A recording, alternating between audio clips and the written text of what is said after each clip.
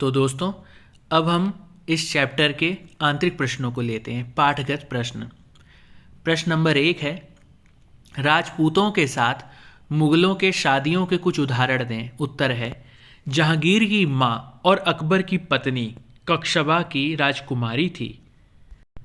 वह अंबर, वर्तमान में जयपुर के राजपूत शासक की पुत्री थी। शाहजहां की माँ और जहांगीर की पत्नी एक राठौड़ राजकुमारी थी। वह मारवाड़ अर्थात आज के जोधपुर के राजपूत शासक की पुत्री थी। प्रश्न नंबर 2, अकबर और औरंगजेब के शासनकाल के मनसबदारों की संख्या की तुलना करें। तो उत्तर है, 5,000 जात वाले अभिजातों का दर्जा 1,000 जात वाले अभिजातों से ऊंचा था। अकबर के शासनकाल में 29 ऐसे मनसबदार थे जो 5,000 जातें की पदवी के थे। औरंगजेब के शासनकाल तक ऐसे मनसबदारों की संख्या 79 हो गई। प्रश्न नंबर 3, अकबरनामा और आईने अकबरी के बारे में व्याख्या करें। तो उत्तर है, अकबर ने अपने करीबी मित्र और दरबारी अबुल फजल को आदेश दिया कि वह उसके शासनकाल का इतिहास लिखे। अबुल फजल ने यह इतिहास 3 जिल्दों में लिखा और इसका शीर्षक है अकबरनामा।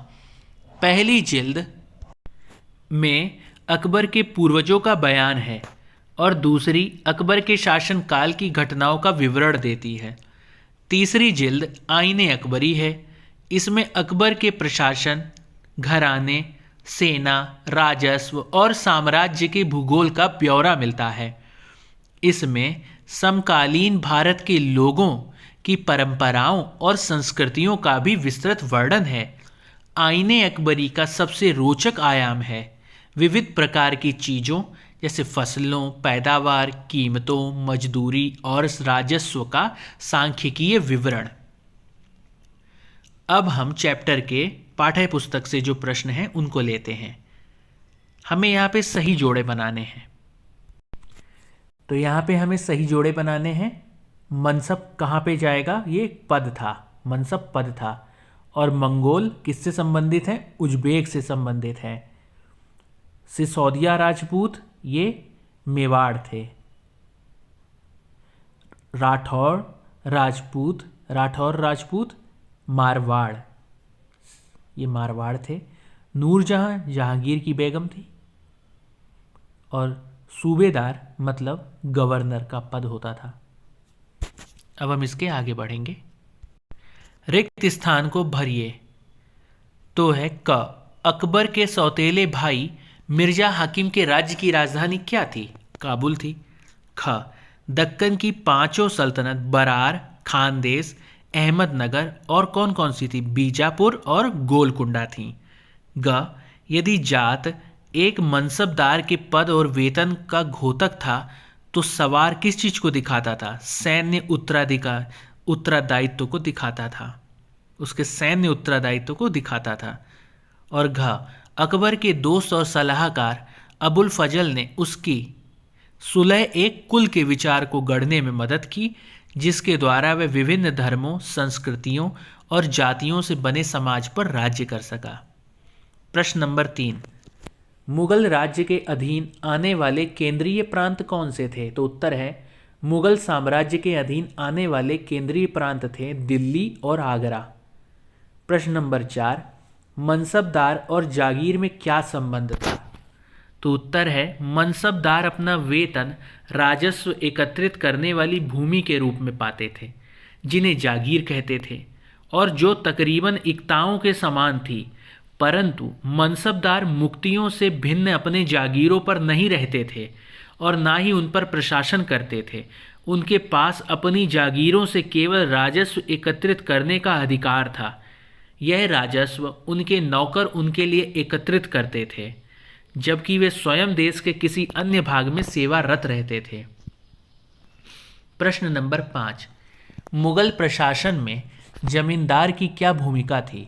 तो उत्तर है, मुगलों की आमदनी का प्रमुख साधन किसानों की उपज से मिलने वाला राजस्व था।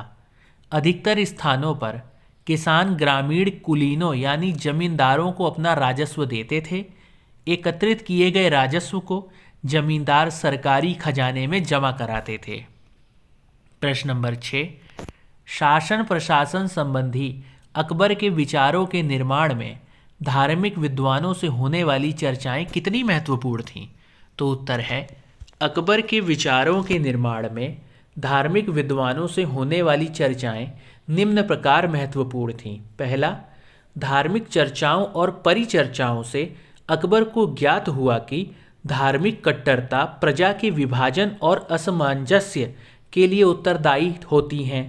दूसरा, ये अनुभव अकबर को सुलह एक कुल या सर्वत्र शांति के विचार की ओर ले गया।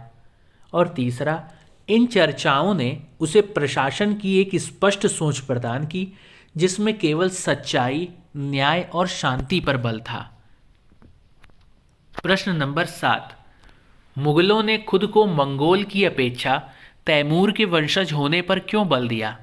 तो उत्तर है, मुगल दो महान शासक वंशों के वंशज थे। माता की ओर से मंगोल शासक चंगेज खान के वंशज थे। पिता की ओर से वे ईरान, इराक एवं वर्तमान तुर्की के शासक तैमूर के वंशज थे। परंतु मुगल अपने को मंगोल या मुगल कहलवाना पसंद नहीं करते थे। ऐसा इसलिए था क्योंकि चंगेज खान से जुड़ी स्मृतियां सैकड़ों व्यक्तियों के नरसंहार से संबंधित थी। दूसरी तरफ मुगल तैमूर के वंशज होने पर गर्व का अनुभव करते थे क्योंकि उनके इस महान पूर्वज ने 1398 में 1398 में दिल्ली पर कब्जा कर लिया था। प्रश्न नंबर 8, भू राजस्व से प्राप्त होने वाली आय मुगल साम्राज्य के स्थायित्व के लिए कहाँ तक जरूरी थी? तो उत्तर है, भू राजस्व से प्राप्त होने वाली आय मुगल साम्राज्य के लिए निम्न कारणों से जरूरी थी। पहला, भू राजस्व राज्य की आय का प्रमुख स्रोत था। दूसरा है, समस्त प्रशासनिक कार्य इस आय द्वारा पूरे किए जाते थे। और तीसरा है, राज दरबार के कर्मचारियों, प्रशासनिक कर्मचारियों के वेतन तथा अन्य खर्चे की पूर्ति राजस्व पर ही निर्भर था। प्रश्न नंबर 9, मुगलों के लिए केवल तुरानी या ईरानी ही नहीं बल्कि विभिन्न पृष्ठभूमि के मनसबदारों की नियुक्ति क्यों महत्वपूर्ण थी? तो उत्तर है, मुगलों के साम्राज्य में जैसे जैसे विभिन्न क्षेत्र सम्मिलित होते गए वैसे वैसे मुगलों ने तरह तरह के सामाजिक समूहों के सदस्यों को प्रशासन में नियुक्त करना प्रारंभ किया। प्रारंभ में ज़्यादातर सरदार तुर्की अर्थात तुरानी थे, लेकिन अब इस छोटे समूह के साथ साथ उन्होंने शासक वर्ग में ईरानियों, भारतीय मुसलमानों, अफगानों, राजपूतों, मराठों और अन्य समूहों को सम्मिलित किया। इससे मुगलों को भारत में अपने शासन पर विस्तार करने में एवं उसे स्थायित्व प्रदान करने में सहायता मिली। प्रश्न नंबर 10, मुगल साम्राज्य के समाज की ही तरह वर्तमान भारत आज भी अनेक सामाजिक और सांस्कृतिक इकाइयों से बना हुआ है। क्या यह राष्ट्रीय एकीकरण के लिए एक चुनौती है? तो उत्तर है, मुगल साम्राज्य के समाज में कई धर्म और जाति के लोग रहते थे। यही स्थिति वर्तमान भारत में भी बनी हुई है। फिर भी भारत में विविधता में एकता कायम है। भारत में विविध प्रकार की संस्कृतियाँ जैसे संगीत, नृत्य, भाषा, पर्व, त्योहार, साहित्य, खान पान, रहन सहन, पहनावा आदि में कई तरह की विविधता देखने को मिलती है। उसी तरह भारतीय समाज में अनेकों धर्म, हिंदू, मुस्लिम, सिख, ईसाई, बौद्ध, जैन, पारसी आदि अनेक जाति, ब्राह्मण, क्षत्रिय, बनिया आदि के लोग रहते हैं। इससे भारत की सामाजिक और राष्ट्रीय एकता में किसी तरह की चुनौती नहीं है। प्रश्न नंबर 11, मुगल साम्राज्य की अर्थव्यवस्था के लिए कृषक अनिवार्य थे? क्या आप सोचते हैं कि वे आज भी इतने महत्वपूर्ण हैं? क्या आज भारत में अमीर और गरीब के बीच आय का फासला मुगलों के काल की अपेक्षा कहीं अधिक बढ़ गया है? तो उत्तर है, मुगल साम्राज्य की अर्थव्यवस्था कृषि पर आधारित थी। वर्तमान अर्थव्यवस्था भी कृषि पर आधारित है, लेकिन राष्ट्रीय आय में कृषि का योगदान धीरे धीरे घटता जा रहा है और दूसरे क्षेत्र जैसे उद्योग, संचार, सूचना प्रौद्योगिकी, यातायात, व्यापार, पर्यटक एवं अन्य सेवा क्षेत्र का योगदान बढ़ता जा रहा है। वर्तमान में अमीर और गरीब के बीच का अंतर मुगल साम्राज्य की तुलना में अधिक बढ़ा है। मुगल काल में 5.6% व्यक्ति कुल संसाधनों के मात्र 61.5% का उपयोग करते थे, जबकि आज लगभग 5% व्यक्ति देश के लगभग 90% संसाधनों का उपभोग करते हैं। आइए करके देखें। 12. मुगल साम्राज्य का उपमहाद्वीप के विभिन्न क्षेत्रों पर अनेक तरह से प्रभाव पड़ा। पता लगाइए कि जिन नगर, गांव अथवा क्षेत्र में आप रहते हैं उस पर इसका कोई प्रभाव पड़ा, तो कृपया ये आप स्वयं कर सकते हैं। आपका जहां रहते हैं वहां पे इसका प्रभाव देख सकते हैं। तो दोस्तों, यहाँ पर हमारे चैप्टर के आंतरिक और उसके बाद में आने वाले प्रश्नों के सही जवाब हमने दे दिए हैं। अब हम इसके आगे बढ़ते हैं। अब हम कुछ महत्वपूर्ण बिंदुओं पर चर्चा करेंगे। बाबर 1526 से 1530। 1526 में पानीपत के मैदान में इब्राहिम लोदी एवं उसके अफगान समर्थकों को हराया। 1527 में खानवा में राणा सांगा राजपूत और उनके समर्थकों को हराया और दिल्ली और आगरा में मुगल नियंत्रण स्थापित किया। हुमायूं 1530 से 1540। पिता की वसीयत में एक प्रांत मिला। शेर खान ने हुमायूं को 1539 में चौसा में और 1540 में कन्नौज में पराजित किया। 1555 में दिल्ली पर पुनः कब्जा कर लिया। अकबर 1556 से 1605। 13 वर्ष की अल्पायु में अकबर सम्राट बना। 1556 से 1570 के मध्य मालवा और गोंडवाना में सैन्य अभियान चलाए और रणथंभौर पर कब्जा कर लिया। 1570 से 1585 के मध्य सैनिक अभियान किया। गुजरात, बिहार, बंगाल, उड़ीसा में अभियान चलाए। 1585 से 1605 के मध्य अकबर के साम्राज्य का विस्तार किया। उत्तर पश्चिम कांधार, कश्मीर, काबुल, दक्कन और अहमदनगर। जहांगीर 1605 से 1627। जहांगीर ने अकबर के सैन्य अभियानों को आगे बढ़ाया। मेवाड़ के सिसोदिया शासक अमर सिंह ने मुगलों की सेवा स्वीकार की।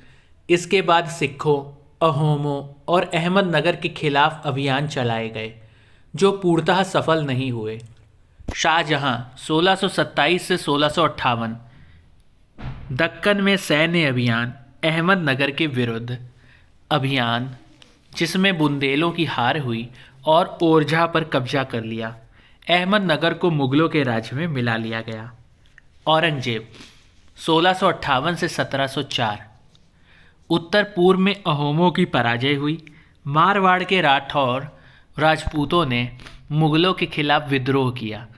इसका कारण था उनकी आंतरिक राजनीति और उत्तराधिकार के मसलों में मुगलों का हस्तक्षेप। मराठा सरदार शिवाजी के विरुद्ध मुगल अभियान प्रारंभ में सफल रहे।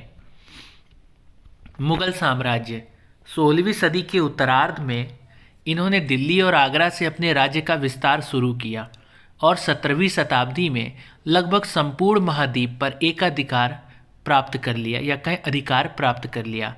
उन्होंने प्रशासन के ढांचे तथा शासन संबंधी जो विचार लागू किए वे उनके राज्य के पतन के बाद भी टिके रहे।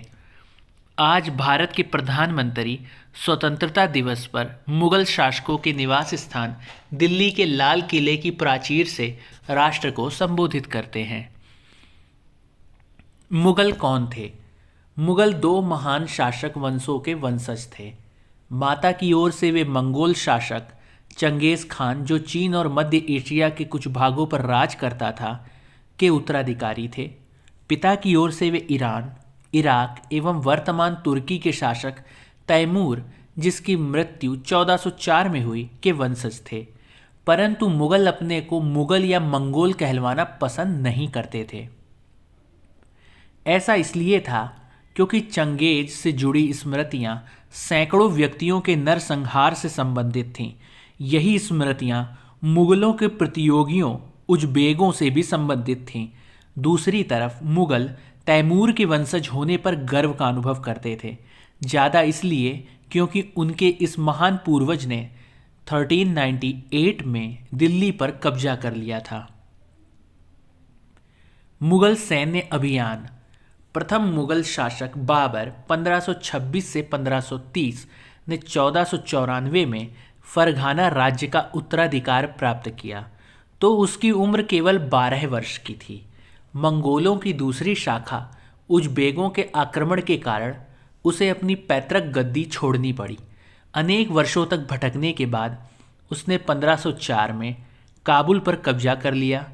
उसने 1526 में दिल्ली के सुल्तान इब्राहिम लोदी को पानीपत में हराया और दिल्ली और आगरा को अपने कब्जे में कर लिया। 16वीं शताब्दी बाबर ने पहली बार पानीपत की लड़ाई में युद्धों में तोप और गोलाबारी का इस्तेमाल किया। उत्तराधिकार की मुगल परंपराएं। मुगल ज्येष्ठाधिकार के नियम में विश्वास नहीं करते थे, जिसमें ज्येष्ठ पुत्र अपने पिता के राज्य का उत्तराधिकारी होता था। इसके विपरीत उत्तराधिकार में वे सहदायाद की मुगल और तैमूर वंशों की प्रथा को अपनाते थे, जिसमें उत्तराधिकार का विभाजन समस्त पुत्रों में कर दिया जाता था। मुगलों के अन्य शासकों के साथ संबंध। मुगलों ने उन शासकों के विरुद्ध लगातार अभियान किए जिन्होंने उनकी सत्ता को स्वीकार करने से इनकार कर दिया। जब मुगल शक्तिशाली हो गए तो अन्य कई शासकों ने स्वेच्छा से उनकी सत्ता स्वीकार कर ली। राजपूत इसका एक अच्छा उदाहरण है। अनेकों घराने में अपनी पुत्रियों के विवाह करके उच्च पद प्राप्त किए, परंतु मेवाड़ के सिसोदिया वंश ने लंबे समय तक मुगलों की सत्ता को स्वीकार करने से इनकार करते रहे। मनसबदार और जागीरदार। मुगलों की सेवा में आने वाले नौकरशाह मनसबदार कहलाए। मनसबदार शब्द का प्रयोग ऐसे व्यक्तियों के लिए होता था जिन्हें कोई मनसब यानी कोई सरकारी हैसियत अथवा पद मिलता था। यह मुगलों द्वारा चलाई गई श्रेणी व्यवस्था थी, जिसके जरिए पद, वेतन, सैन्य उत्तरदायित्व निर्धारित किए जाते थे। पद और वेतन का निर्धारण जात की संख्या पर निर्भर था। जात की संख्या जितनी अधिक होती थी, दरबार में अभिजात की प्रतिष्ठा उतनी ही बढ़ जाती थी और उसका वेतन भी उतना ही अधिक होता था। मनसबदार अपना वेतन राजस्व एकत्रित करने वाली भूमि के रूप में पाते थे, जिन्हें जागीर कहते थे, और जो तकरीबन इक्ताओं के समान थीं। अंतिम वर्षों में औरंगजेब इन परिवर्तनों पर नियंत्रण नहीं रख पाया। इस कारण किसानों को अत्यधिक मुसीबतों का सामना करना पड़ा। जब्त और जमींदार। मुगलों की आमदनी का प्रमुख साधन किसानों की उपज से मिलने वाला राजस्व था। अधिकतर स्थानों पर किसान ग्रामीण कुलीनों यानी कि मुखिया या स्थानीय सरदारों के माध्यम से राजस्व देते थे। समस्त मध्यस्थों के लिए, चाहे वे स्थानीय ग्राम के मुखिया हों या फिर शक्तिशाली सरदार हों, मुगल एक ही शब्द जमींदार का प्रयोग करते थे। अकबर के राजस्व मंत्री टोडरमल ने 10 साल 1570 से 1580 की कालावधि के लिए कृषि की पैदावार, कीमतों और कृषि भूमि का सावधानी पूर्वक सर्वेक्षण किया। इन आंकड़ों के आधार पर प्रत्येक फसल पर नगद के रूप में कर अर्थात राजस्व निश्चित कर दिया गया। प्रत्येक सूबे अर्थात प्रांत को राजस्व मंडलों में बांटा गया और प्रत्येक की हर फसल के लिए राजस्व दर की अलग सूची बनाई गई। राजस्व प्राप्त करने की इस व्यवस्था को जब्त कहा जाता था। अकबर के शासनकाल का इतिहास को 3 जिल्दों में लिखा है। अकबरनामा अकबर के पूर्वजों का बयान है, अकबर के शासनकाल की घटनाओं का विवरण देती हैं, और तीसरा है आईने अकबरी है, जिसमें अकबर के प्रशासन, घराने, सेना, राजस्व और साम्राज्य के भूगोल का ब्यौरा मिलता है। अकबर की नीतियाँ। अबुल फजल के अकबरनामा विशेषकर आईने अकबरी में मिलता है। साम्राज्य की प्रांतों में बटा हुआ था, जिसे सूबा कहा जाता था। सूबों के प्रशासक सूबेदार कहलाते थे। जो राजनैतिक तथा सैनिक दोनों प्रकार के कार्यों का निर्वाह करते थे। प्रत्येक प्रांत में एक वित्तीय अधिकारी भी होता था जो दीवान कहलाता था। कानून और व्यवस्था बनाए रखने के लिए सूबेदार को अन्य अफसरों का सहयोग प्राप्त था, जैसे कि बख्शी अर्थात सैनिक वेतनाधिकारी, सदर मतलब धार्मिक और धर्मार्थ किए जाने वाले कार्यों का मंत्री, फौजदार सेना नायक और कोतवाल नगर का पुलिस अधिकारी का अबुल फजल ने सुलह एक कुल के इस विचार पर आधारित शासन दृष्टि को बनाने में अकबर की मदद की। तो दोस्तों यहाँ पर हमारा चैप्टर पूरी तरीके से समाप्त होता है। आप सबका हमारे साथ जुड़े रहने के लिए बहुत बहुत धन्यवाद। कृपया हमारे चैनल को आप लाइक करें, सब्सक्राइब करें और अपने दोस्तों के साथ शेयर करें, और कोई सुझाव हो तो कमेंट करें। आप सबका बहुत बहुत धन्यवाद।